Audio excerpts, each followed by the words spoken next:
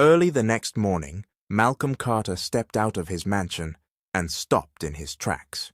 Malcolm Carter was one of the most respected businessmen in Atlanta, a quiet, disciplined widower, known as much for his wealth as for the walls he had built around his heart. At 38, he lived in a sprawling estate with his 10-year-old twin daughters, Nia and Noelle, and very few people ever saw disorder touch his world. But that morning, disorder was lying right in front of his gate. A woman. She was curled beside the black iron entrance, as if the night had dropped her there and forgotten to come back for her. Her clothes were worn, her shoes dusty, and her face looked tired in the kind of way that told a long story without saying a word. Malcolm frowned and took 2 slow steps forward. For a second, he thought she might be sick. Then he saw the rise and fall of her chest. She was only sleeping, or maybe she had collapsed from pure exhaustion. He glanced toward the security booth, already prepared to question how anyone had allowed this, when 2 small voices called out behind him. "Daddy?" He turned to see Nia and Noelle standing on the front steps in matching pink pajamas. Nia, the quieter of the 2, held her robe close as she peered toward the gate with curious brown eyes. Noelle, brighter and more playful, leaned forward with open concern written all over her face. Both girls had followed him outside before the nanny could stop them. Malcolm raised a brow. "Why are you 2 out here this early?" Noelle ignored the question and pointed at the woman. "Who is that?" "I don't know," Malcolm said. "Go back inside." But the twins didn't move. Nia studied the woman carefully, then looked up at him. "Is she okay?" "I'm about to find out." Malcolm stepped closer again, but just as he bent slightly, Noelle hurried down 2 steps and called out, "Daddy, don't wake her up." He paused. Noelle's voice softened. "She looks really tired." Nia nodded. Maybe she didn't have anywhere else to go. For a moment, Malcolm said nothing. Children had a way of seeing people before status, before appearance, before judgment. And standing there in the early morning light, his daughters were looking at a stranger with the kind of mercy most adults had forgotten. He straightened up and called toward the house. "Loretta." A few seconds later, Miss Loretta Jenkins appeared at the door. She was the Carter family's longtime housekeeper, a warm but firm woman in her late 50s who had helped raise the twins with steady hands and sharp wisdom. "Yes, Mr. Carter?" "Have 2 staff members bring her inside. Get the guest room ready. Make sure she's cleaned up, fed, and seen by the doctor." Loretta blinked once, surprised, then nodded. "Right away." As the staff carefully approached the sleeping woman, Malcolm looked at her one more time. There was something about her face. Even beneath the weariness, it carried a strange softness, a peace he couldn't explain, and for some reason he didn't like, it made him look twice. Noelle smiled. "Thank you, Daddy." Malcolm turned away before the girls could study his expression. "Inside, both of you." This time they obeyed. Minutes later, the woman was carried into the mansion, still half-conscious, still unaware of where she was, and upstairs, in a guest room bigger than anything she had likely known in years, she finally opened her eyes.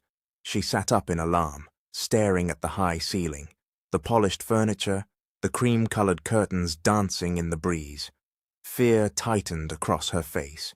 She had no idea where she was, and she had no idea that the house she had entered by accident was about to change her life forever. The following morning, the woman woke to the soft clink of a tray being set down beside her bed. She jerked upright, eyes wide, her breathing quick and uneven. For a moment she did not know where she was. The room was large, quiet, and beautiful in a way that felt almost unreal.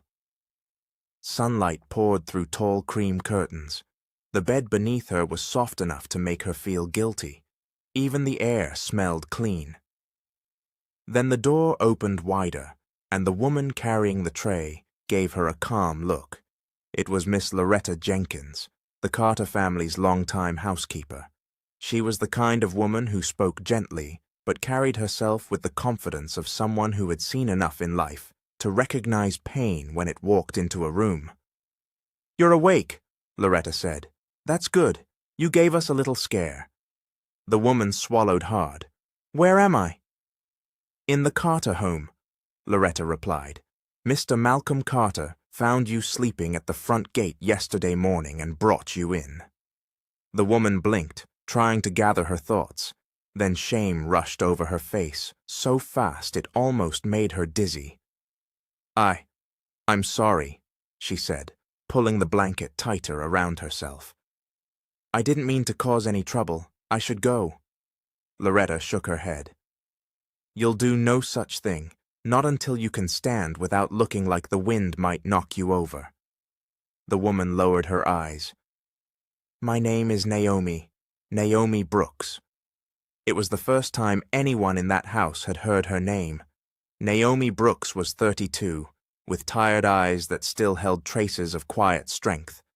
Even after hardship had worn down her body, there was something steady about her, something gentle that had not fully broken. Loretta gave a small nod. "Well, Miss Naomi Brooks, you're safe here for now. Eat first, worry later." Naomi looked down at the tray. Tea, toast, scrambled eggs, real food. For a second, her throat tightened. She could not remember the last time someone had prepared a meal for her without asking for something in return.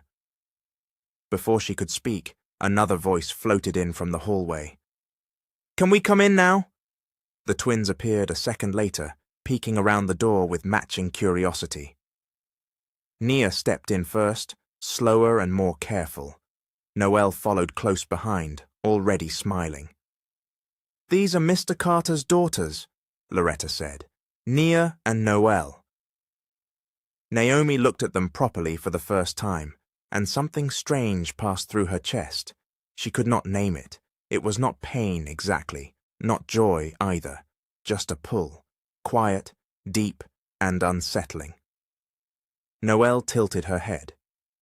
"Do you feel better?" "A little," Naomi said softly. Nia moved closer to the bed. "I told Daddy you looked tired, and I told him not to wake you," Noelle added proudly, as if this were a major achievement. To Naomi's surprise, a weak smile touched her face. "Then I guess I should thank both of you." The girls beamed. A short while later, Malcolm entered the room. He looked as composed as he had the morning before, dressed in a crisp dark shirt and tailored slacks, every inch the controlled man Naomi would have expected to own a place like this. "This is Malcolm Carter," Loretta said. Though Naomi had already guessed, Naomi immediately sat straighter. "Thank you, sir, for helping me." Malcolm gave a brief nod. "You needed help, that's all." His tone was polite, but distant. Not cold exactly, just careful, like a man who had long ago learned not to let too much reach his heart. Naomi glanced toward the edge of the bed. "I appreciate it, but I don't want to be a burden. I can leave today." "No," Noelle said quickly. Nia nodded. "You should stay until you're stronger." Malcolm looked at his daughters, then back at Naomi. "You may stay a few more days," he said, "until you're fully steady." Naomi opened her mouth to protest, but the twins' hopeful faces stopped her. "Thank you," she said quietly. As Malcolm turned to leave, Noelle whispered to Nia, not nearly quietly enough, "I like her." Nia whispered back, "Me too."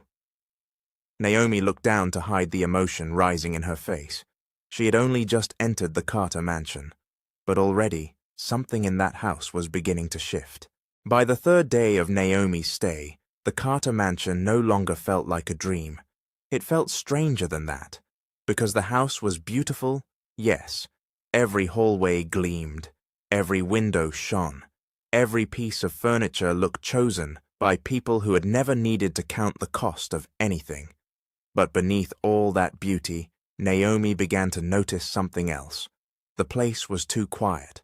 Not the peaceful kind of quiet. Not the kind that came from rest. This was the kind of silence that lived in rooms where people had learned to hold things in. It sat at the breakfast table. It followed footsteps down the hall. It lingered even after laughter, as if joy was only allowed to visit, not stay. That morning, Naomi sat at the edge of the guest room bed, folding the borrowed robe Miss Loretta had given her, when a light knock sounded at the door. Before she could answer, Noelle peeked in. "Are you awake?" she asked, "or just grown-up awake?" Naomi blinked, then smiled despite herself. "I think I'm awake."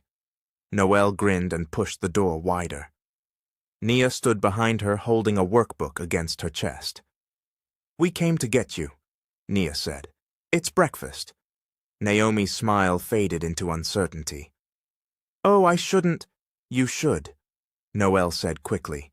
"Because if you don't come, Daddy will just drink coffee and read things on his tablet, and Nia will be quiet and I'll have nobody fun to look at." Naomi laughed softly before she could stop herself. A few minutes later, she followed the girls downstairs. The dining room was large and elegant, with a long, polished table that could have seated 12 comfortably. Malcolm sat at one end in a charcoal suit, reading something on a tablet beside his coffee. He looked up when Naomi entered, his expression unreadable but not unkind. "Good morning," he said. "Good morning," Naomi replied carefully. Miss Loretta, standing near the sideboard, gave Naomi a reassuring look. "Come on, sit down." Naomi hesitated until Nia took her hand and led her to a chair closer to the girls than to Malcolm. It was such a small gesture, but it warmed her in a place she had forgotten still existed. Breakfast began quietly, too quietly.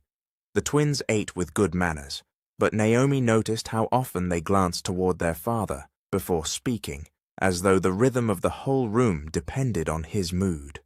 Malcolm, for his part, was attentive. He made sure Noelle drank her juice. He reminded Nia not to skip her eggs. He asked about school schedules and piano practice. He was present, but still distant, like a man who loved deeply but carefully. Halfway through breakfast, Noelle pushed her math worksheet across the table toward Naomi. "I got stuck on number 6, she said. "It looks rude." Naomi looked down. "A math problem looks rude." Noelle nodded seriously. "It has too many numbers and no manners." Even Malcolm's mouth twitched. Naomi bent over the page and explained the problem slowly. Noelle listened with exaggerated concentration, while Nia leaned closer, pretending not to be interested, but clearly following every word. When Naomi finished, Noelle gasped. "That makes so much sense." Nia looked at Naomi with quiet admiration. "You're really good at explaining things." Something in Naomi softened. Later that evening, as she passed the twins' room on her way back from the kitchen, she heard their voices through the half-open door. "Dear God," Nia whispered, "thank you for today." "And please," Noelle added, "send us somebody who will really love us, like a real mum." Naomi stopped where she was, her hand tightened against the wall. For a long moment she could not move.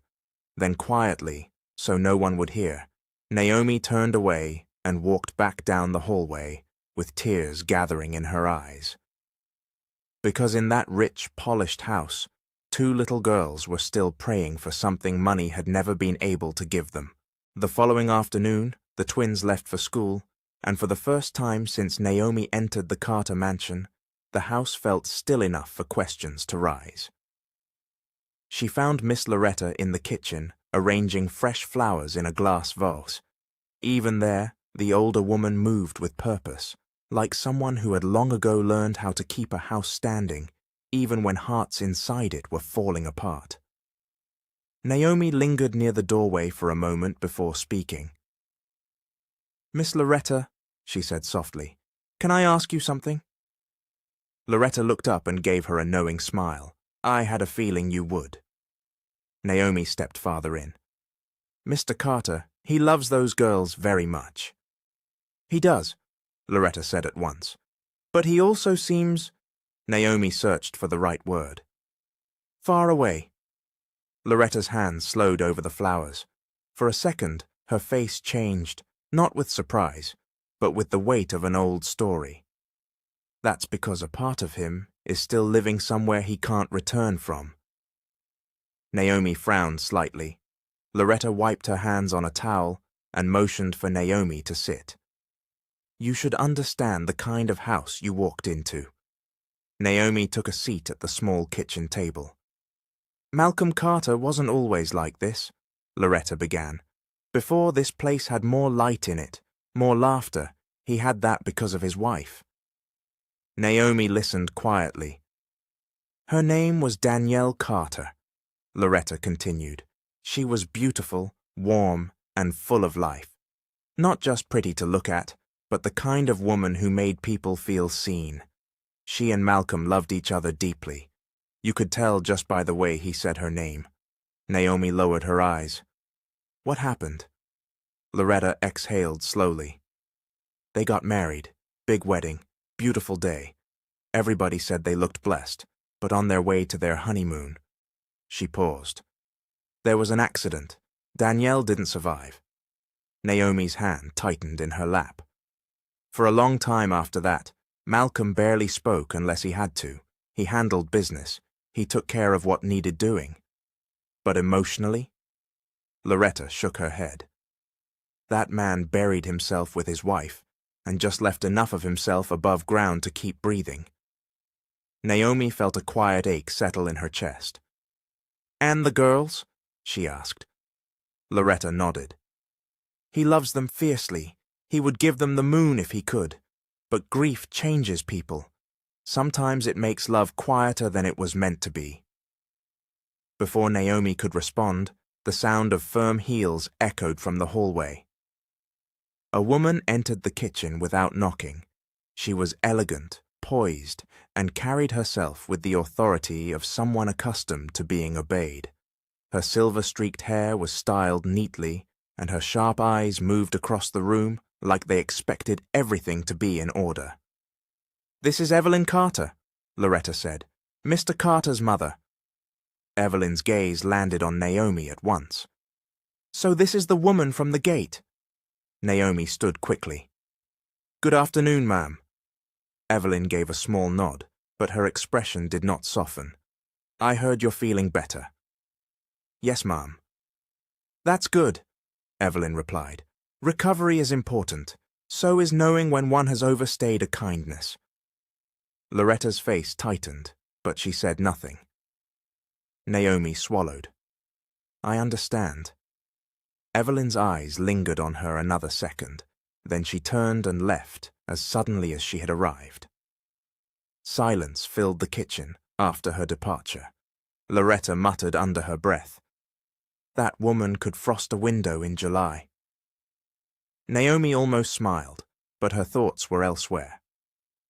That evening, as the sky darkened outside, Malcolm walked alone into a room Naomi had not noticed before. Its doors had been closed since she arrived. Curious, she passed by, quietly, and glanced in. On the far wall hung a large portrait of a smiling woman in white. Danielle. Malcolm stood before it without moving, hands in his pockets, his face unreadable and unbearably tired. In that moment, Naomi understood something important. This was not just a rich man's house. It was a house where grief had been given its own room. And somehow, without meaning to, she had already begun bringing sound back into its silence. That night, after seeing Malcolm standing before Danielle's portrait, Naomi returned to her room with a heaviness she could not explain. She lay down, but sleep did not come gently. It came like a door thrown open. In her dream, everything was white. White walls, white sheets, white lights so bright they hurt her eyes. Somewhere close by, babies were crying. tiny, fragile cries that seemed to reach straight into her chest. Naomi turned in the dream, desperate, confused, aching with a pain too deep for words. She tried to move toward the sound, but invisible hands seemed to hold her back. Then she saw them, two tiny babies wrapped in soft blankets, carried away before she could even hold on. "Please," she cried out in the dream. "Please, just let me see them again." She woke with a gasp.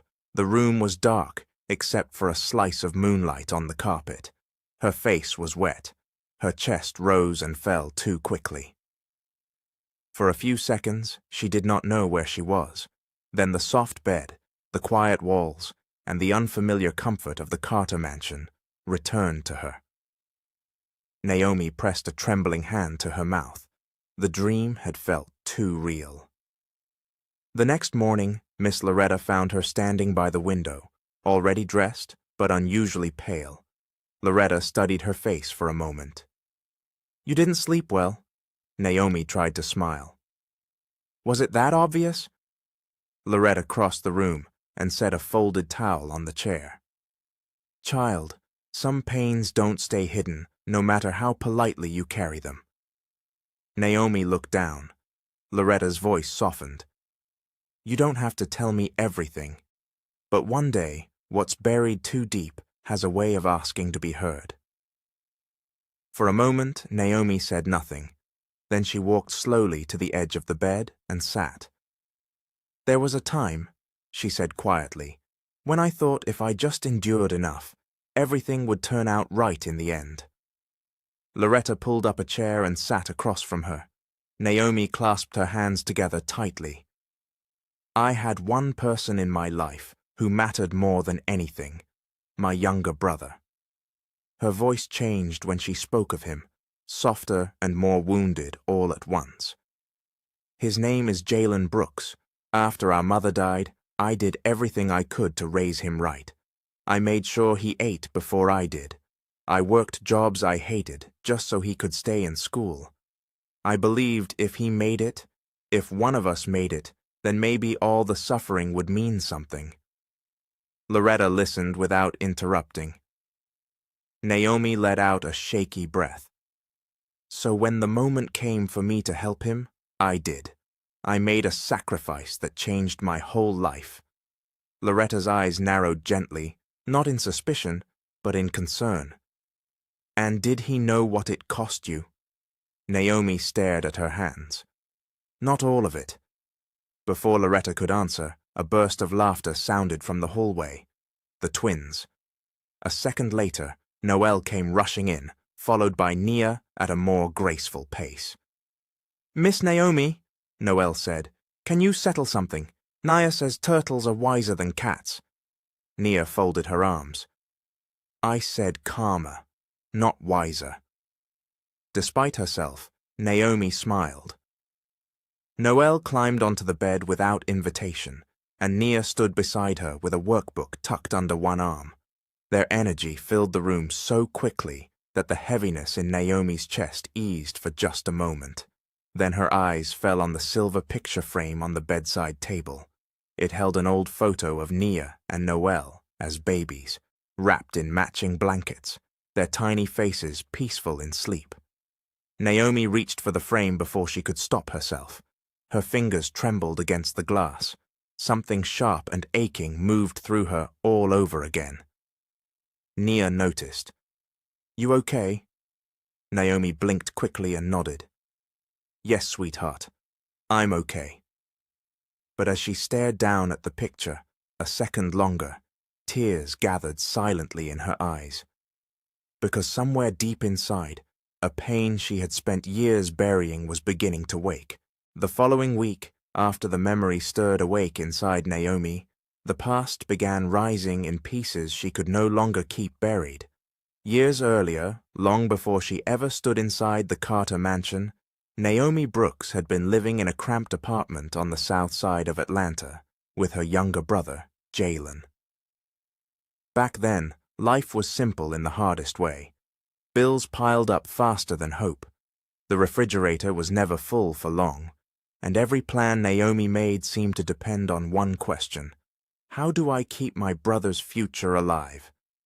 Jalen Brooks had always been the bright one. He was sharp, ambitious, and determined to become a lawyer. Naomi had poured herself into that dream as if it were her own.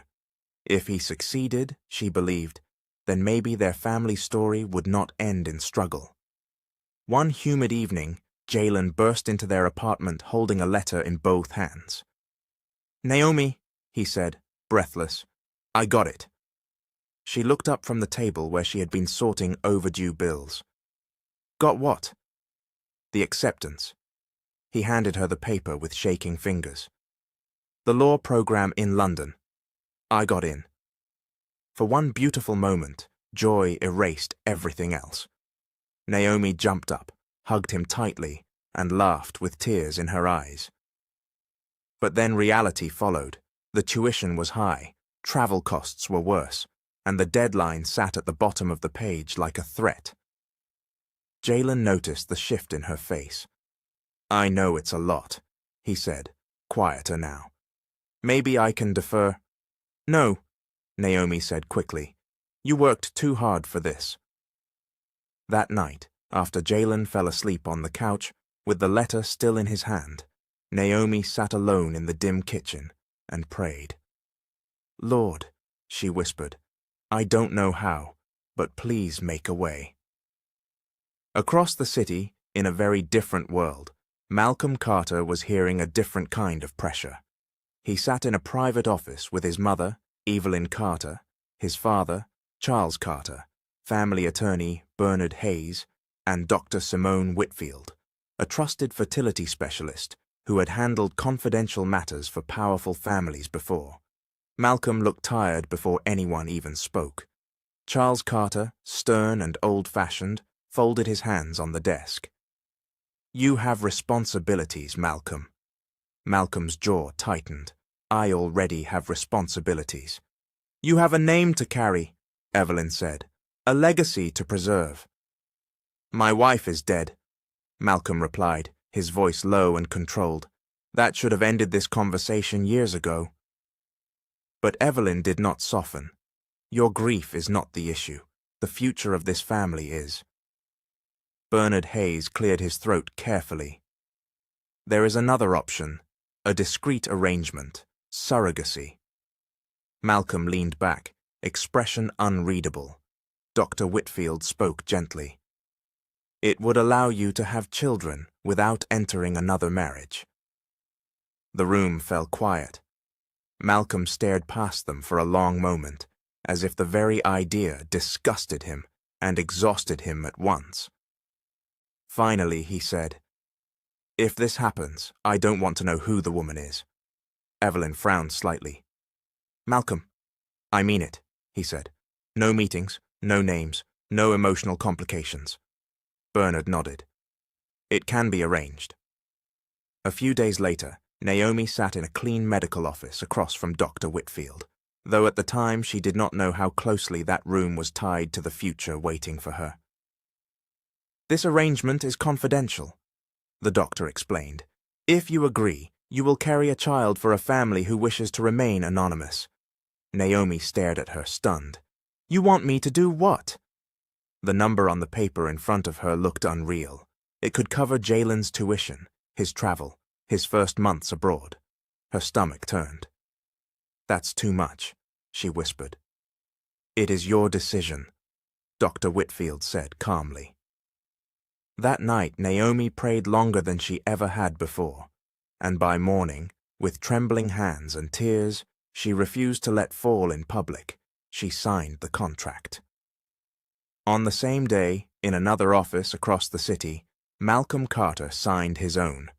Neither of them knew it then, but those two signatures had just bound their futures together.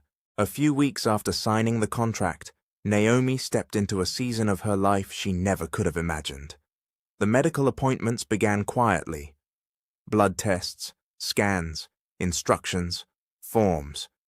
Everything was handled with the kind of polished secrecy that told her the family involved had both money and power. No names were mentioned, no personal details were shared, Naomi was simply told what to do, where to go, and when to show up. At first, she treated it the same way Malcolm had, like an arrangement, like a sacrifice with a deadline. But life had a way of becoming real before people were ready for it. One afternoon, after a follow-up appointment, Dr. Simone Whitfield studied Naomi's chart, then looked up with the smallest smile. "Well," she said, "I hope you're prepared for a surprise." Naomi frowned. "What kind of surprise?" Dr. Whitfield turned the screen slightly toward her. "You're carrying twins." For a second, Naomi forgot how to breathe. "Twins?" The doctor nodded. "Two healthy babies." Naomi looked at the image, blurry and strange and miraculous all at once. She had agreed to carry a child. One child. Somehow the news that there were two made the whole thing feel bigger, heavier, holier. When she got home, Jalen was at the table, surrounded by travel brochures and online forms. His face lit up when he saw her. "How did it go?" Naomi stood there for a moment, one hand resting lightly against her stomach. "It's twins," she said. Jalen's eyes widened. "Twins?" Then, almost immediately, his face shifted with excitement. "Naomi, that's incredible. This really changes everything." She noticed he said, "everything, not for you." Still, she smiled faintly and sat down. She wanted to believe all of it would be worth something good in the end. As the months passed, Naomi's body changed, but so did her heart. She tried at first not to think of the babies as hers in any way. She reminded herself constantly that she was helping a family. She was securing Jalen's future. She was doing what she had agreed to do. But at night, when the apartment was quiet and the world stopped asking things from her, she would place both hands over her belly and whisper softly, "You two behave in there." Sometimes she prayed over them. Sometimes she sang. Sometimes she simply sat still and listened to the strange, tender silence of love forming, where she had promised herself there would only be duty. Across the city, Malcolm kept his distance from every part of the process. Whenever Bernard Hayes updated him, Malcolm responded with short nods and practical questions. Was everything proceeding normally? Were the doctors satisfied? Were there any complications? He never asked about the woman. He never asked how she was feeling. To him, emotion still felt dangerous. Detachment felt safer. By the 7th month, Naomi walked more slowly, slept less easily, and felt every movement of the babies like a conversation she was not prepared to end. Missed calls from work piled up. Her back ached. Her ankles swelled. But when the babies kicked, she smiled no matter how tired she was. One rainy evening, she sat by the window in her small apartment, rubbing her stomach gently. "Whoever your father is," she murmured, "I hope he loves you right." The labor came 2 months later. It was long, painful, and exhausting.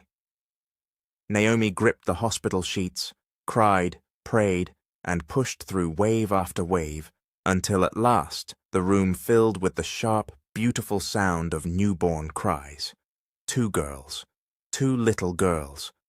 The nurse placed them in Naomi's arms for only a brief moment, long enough for her to see their tiny faces, long enough for something inside her to break open forever. "They're beautiful," she whispered, tears slipping down the sides of her face. Then they were taken. Naomi reached after them weakly, but the room had already begun moving on without her. In another wing of that same hospital, Malcolm Carter received the news in silence. "You have twin daughters," Bernard told him. Back in her room, Naomi turned her face into the pillow and wept for the babies she had carried, prayed over, and lost all in the same day. 10 years after the day Naomi gave birth, she finally stood face to face with the future she had once sacrificed everything to protect. Jalen Brooks had made it. He was no longer the skinny, hopeful boy who used to study under a flickering kitchen light. He was now a polished young attorney with tailored suits, expensive watches, and the kind of confidence that came from being welcomed into rooms Naomi had never even imagined entering. The first time Naomi visited his downtown office, she paused outside the glass building and stared up at it with tears in her eyes. This, she thought, was what all of it had been for. When she walked inside, the receptionist looked at her worn handbag, then at her shoes, then back at her face with a polite smile that didn't quite reach her eyes. "I'm here to see Jalen Brooks," Naomi said softly. The receptionist typed something, then picked up the phone. A moment later, she said, "You can go up." Naomi stepped into the elevator with her heart pounding, not from fear, but from pride. Her little brother had done it. He had become the man he always said he would be. When she entered his office, Jalen rose from behind a large desk, surprised. "Naomi," he said, adjusting his tie. "You should have called first." She smiled anyway. "I wanted to surprise you." Jalen Brooks was 28 now, handsome, sharp, and clearly comfortable in success. But there was something in his eyes Naomi had not seen before. Distance, not tiredness, not stress, something colder. "I was nearby," Naomi said. "I thought maybe we could have lunch." Jalen glanced toward the glass wall behind her, where junior associates moved busily past. "Today's not really good." Naomi's smile thinned. "Oh, okay, maybe another day." He gave a quick nod, already reaching for the file on his desk. "Yeah, another day." That should have warned her, but Naomi kept making excuses for him. He's busy, he's adjusting, success changes schedules. Then the calls started going unanswered. The money he once promised to send stopped coming.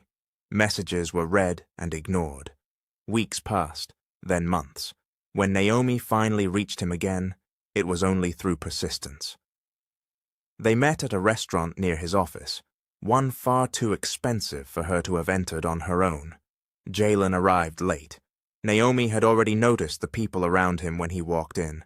Men in tailored coats, women in polished heels, the kind of crowd that judged worth in one glance. "Jalen," she said when he sat down, relief and hurt colliding in her voice. "I've been trying to reach you." "I've been busy," he said. "For months?" He leaned back. "Naomi, my life is demanding now. Everything is moving fast." She stared at him. "I know, and I'm proud of you, but I'm your sister." Something flashed across his face, annoyance more than guilt. "You always say that like I owe you my whole life." Naomi blinked. "What?" Jalen lowered his voice, but not his sharpness. "Every time you call, every time you show up, it feels like you want me to remember where I came from." "You should remember where you came from," Naomi said quietly. "There's no shame in that." "For you, maybe," he shot back, "but I had to get out of that life." The words landed like blows.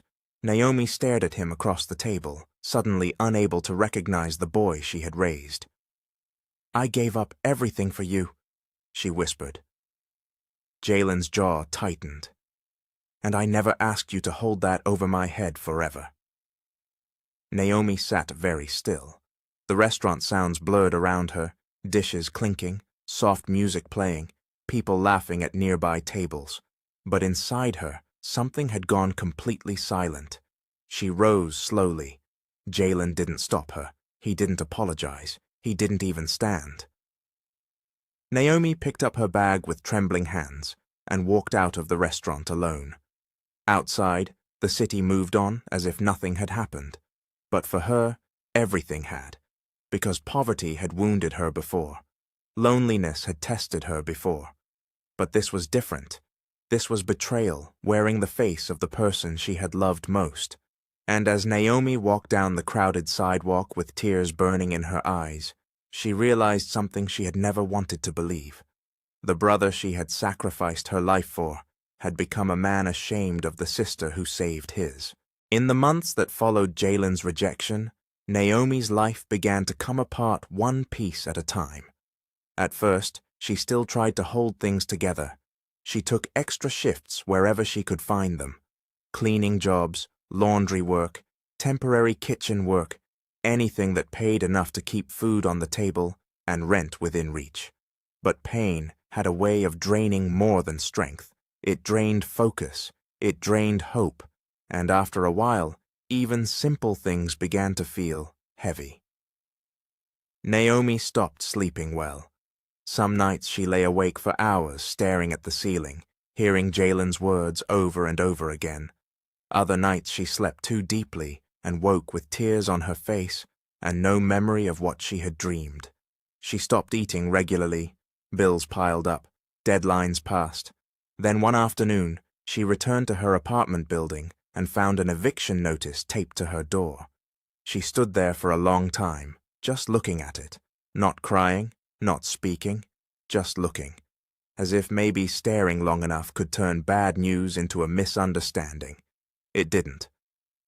By the end of that week, Naomi packed the few things she still had into 2 worn bags, some clothes, a Bible with a cracked brown cover, old papers she couldn't bring herself to throw away, and one small envelope holding hospital records she never had the courage to read for too long. After that, life became a string of temporary places. One shelter for 3 nights, a borrowed couch for 2 more, a church basement during a stormy weekend, then back to the streets in the daylight, carrying her bags and trying to look like someone who still knew where she was going. Atlanta felt different from that side of life. When you had nowhere to be, the city looked colder. People looked through you faster. Doors closed more easily. And pride, Naomi learned, could keep a person hungry far longer than hunger ever should. One Wednesday afternoon, after being turned away from a job she had hoped for, Naomi sat alone outside a small neighborhood church. Her shoulders slumped, her shoes ached, her stomach was empty. For the first time in a long time, she felt truly invisible. That was when an older woman stepped out of the church with a paper bag in her hand. She wore a simple blue dress and had the kind face that made people want to tell the truth around her. "You look like you need this more than I do," the woman said, holding out the bag. Naomi hesitated. "I'm okay." The woman smiled gently. "No, baby, you're surviving. That's not the same thing." Something in Naomi broke at those words. She took the bag with shaking fingers. Inside was a sandwich, an apple, and a small bottle of water. "Thank you," Naomi whispered. The woman sat beside her on the bench. "My name's Sister Helen." "Naomi." Sister Helen nodded. "Well, Naomi, I don't know what brought you here, but I do know this. God still sees you." Naomi looked down at the bag in her lap. "Sometimes it doesn't feel like it." "I know," Sister Helen said softly, "but feelings can lie when pain gets loud." Those words stayed with Naomi. That night, curled beneath a shelter blanket with her bags tucked close to her feet, Naomi pulled out her Bible and opened it with tired hands. She didn't read much. Her eyes were too full. Instead, she bowed her head and whispered a prayer so weak it was almost only breath. "Lord, I don't know where my life is going, but if you still see me, please don't let me disappear." A few days later, rain swept across the city in cold sheets. Naomi had been walking for hours, soaked through, hungry, and too tired to think straight. She turned down streets she didn't recognize, moving on instinct more than direction, until the neighborhood around her changed. The roads widened. The houses grew larger. Iron gates appeared where small porches used to be. She barely noticed. By then, her legs were trembling, and her vision had begun to blur at the edges.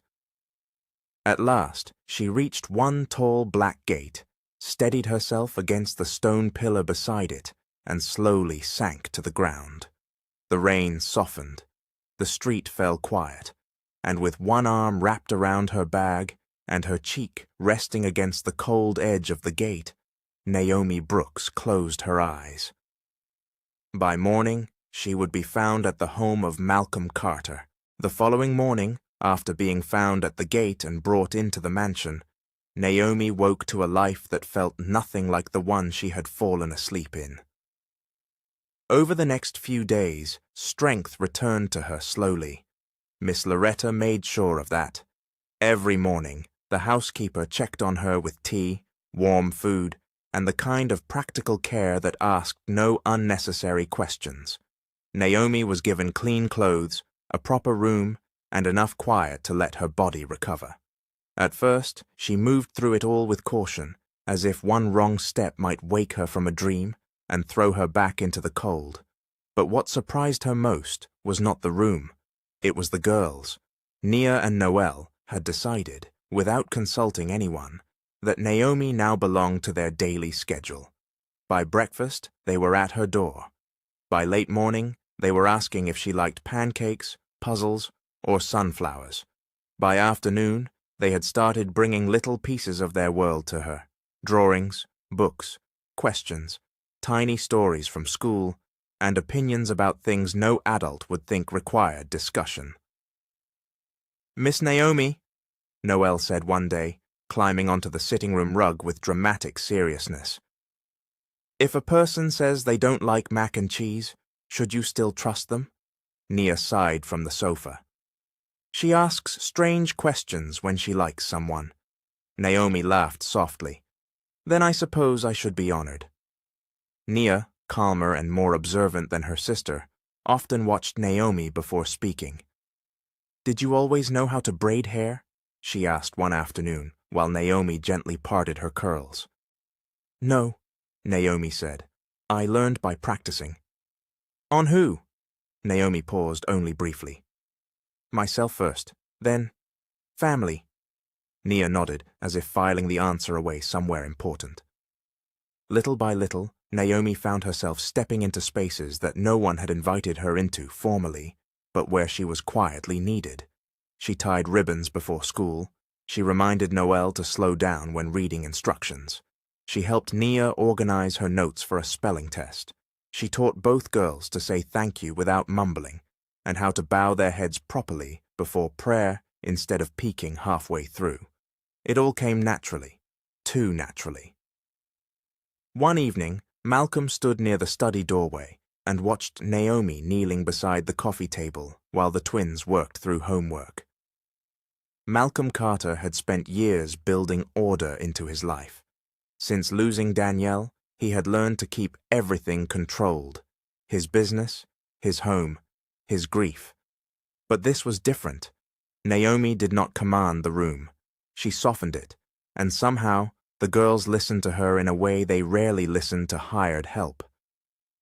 Noelle held up her workbook. "I don't get this part." Naomi took the pencil. "Okay, let's look at it together. What's the first thing the question is asking?" Noelle frowned at the page. "To make me suffer." Nia giggled. Even Malcolm almost smiled.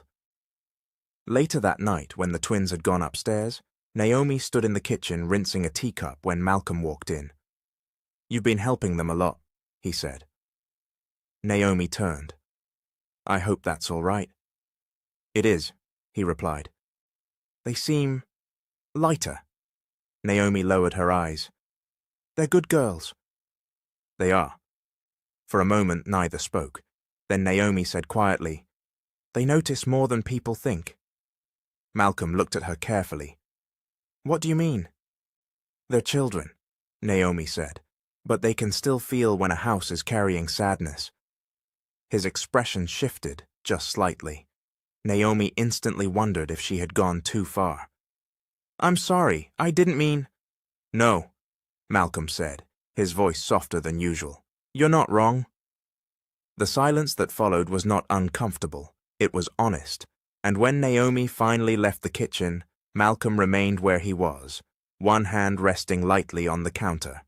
because for the first time in a long while, his daughters were laughing more. The house was warmer, and somehow, without trying, Naomi Brooks had become part of both. And that is where this part of the story ends. What Naomi went through was not just pain, it was sacrifice, betrayal, silence, and survival. She gave up more than most people ever could, and in the end, the very person she suffered for became ashamed of where he came from. That is what makes this story so painful. Her brother did not just forget struggle, he forgot the sister who carried him through it, and that leaves us with real questions.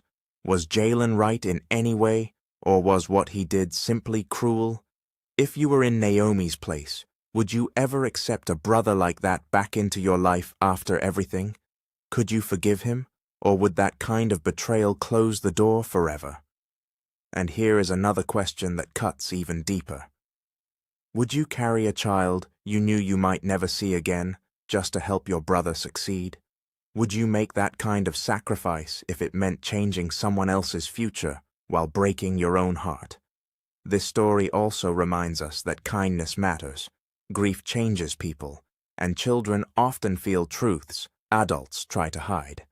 Naomi arrived broken, Malcolm was living broken, and somehow those broken roads led them into the same house for a reason.